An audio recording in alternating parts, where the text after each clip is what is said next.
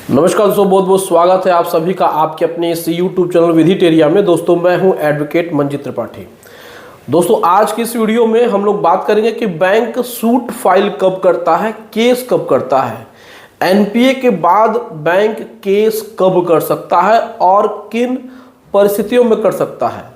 बहुत सारे लोगों का ये प्रश्न होता है कि सर बैंक कब केस करता है, क्योंकि आपको पता ही है कि बैंक रिकवरी के लिए बहुत कुछ करता है, लीगल नोटिस भेजता है, रिकवरी एजेंट भेजता है, आर्बिट्रेशन कराता है, लेकिन वह केस कब फाइल कर सकता है इसके बारे में जानकारी होना जरूरी है।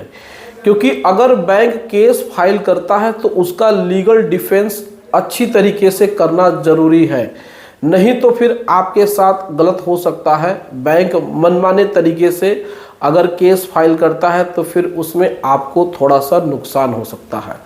तो चीज़ों को सिस्टमेटिकली तरीके से जानना आपके लिए ज़रूरी है और इन्फॉर्मेशन रखना ज़रूरी है।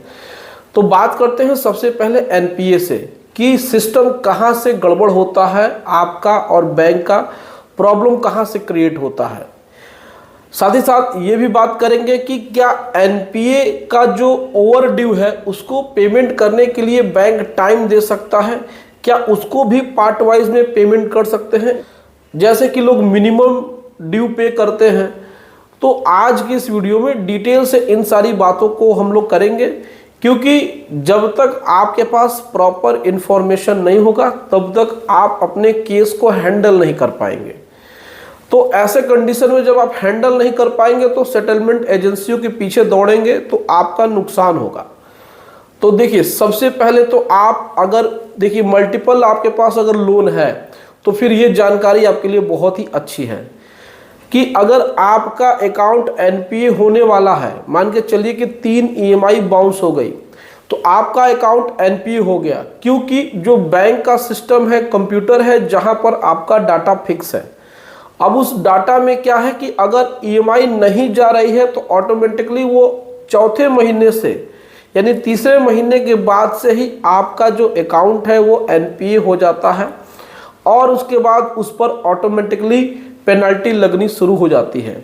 तो जो ईएमआई आपकी 10,000 हर महीने की आती थी वो अगले महीने से मान के चलिए कि 11,000 12,000 करके आएगी पेनल्टी के साथ। अब आपका अकाउंट जब एनपीए हो गया तो आप समझ लीजिए हर 3 महीने पे आप अपना स्टेटमेंट निकालते रहिए, तो इससे पता चलता है कि आपका अकाउंट एनपीए हो गया। अगर आप 3 महीने से पेमेंट नहीं कर रहे हैं तो जो लोग पेमेंट कर रहे हैं उनके लिए तो कोई बात है ही नहीं। अब इसमें जब आपने स्टेटमेंट निकाल लिया और 3 महीने की ईएमआई बाउंस हो गई और अकाउंट एनपीए हो गया, तो आपने देखा है कि 3 महीने पहले हमारा 10,000 जाता था ईएमआई और अब 11-12,000 आ रहा है। तो ये जो डिफरेंस है ये आपका एनपीए को बताता है कि यानी कि एनपीए हो गया है। अब इसमें क्या है कि बैंक आपको लीगल नोटिस भेजना शुरू करती है एडवोकेट के माध्यम से।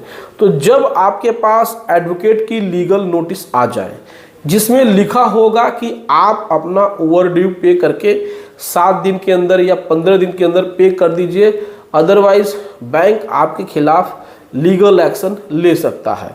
तो जब एडवोकेट की नोटिस आपको आ जाए, जिस दिन से वो आए, मान के चलिए कि वो 1 अगस्त को आता है, तो मान के चलिए कि वो सितंबर महीने के फर्स्ट वीक में ही बैंक आपके खिलाफ केस कर सकता है। तो जब केस होता है तो आपके पास कोर्ट से समन्स आते हैं, तो उस समन पे ही आपको अपीयर होना है और आपको अपना डिफेंस करना है। तो जब आपके पास एडवोकेट की नोटिस आ जाएगी तो समझिएगा कि अगले महीना बैंक केस कर देगा। तो इसके लिए आपको अपनी पूरी की पूरी तैयारी रखनी है। दूसरा इसमें यह है कि बैंक को अगर आप मिनिमम ड्यू पे करते हैं या फिर आपकी ईएमआई 10,000 है तो आप क्या उसमें 8,000 पे कर सकते हैं। तो देखिए 10,000 ईएमआई में अगर आपने 1 रुपये भी पे नहीं किया यानी 9,999 रुपये पे किया तो वो ईएमआई काउंट नहीं होगी और आपका ईएमआई बाउंस होगी और आपका अकाउंट एनपीए हो जाएगा। अब इसमें हम लोग बात करते हैं कि जो आपका आउटस्टैंडिंग है या फिर जो ईएमआई बाउंस हुई है उसका जो ओवर ड्यू है, क्या उसको पे करने के लिए 3 महीने का ओवर ड्यू है, बैंक उसके लिए समय दे सकता है? तो देखिए, जब भी ओवर ड्यू आपको पे करना है तो एक मुश्त जितने भी महीने की ईएमआई बाउंस हुई है उसको एक साथ पे करिएगा। क्योंकि अगर आपने एक साथ पे नहीं किया और साथ ही साथ बैंक से लिखित में आप उनसे परमिशन लेंगे कि आप अपना ओवर ड्यू पे कर रहे हैं और बैंक आपके अकाउंट को रेगुलर करेगी, तभी जा कर के आप उसको पे करिएगा। नहीं तो बैंक वो पैसा लेकर के पेनल्टी में एडजस्ट कर देगी और फिर आपसे पूरी की पूरी रिकवरी करेगी। तो ये है पूरा का पूरा इन्फॉर्मेशन कि अगर आपको ये जानना है कि बैंक कब केस फाइल करता है, सूट फाइल करता है, तो वो एनपीए के बाद होता है, जिसमें कि एडवांस नोटिस एडवोकेट की आनी ज़रूरी है, तभी जाकर के बैंक केस फाइल करता है।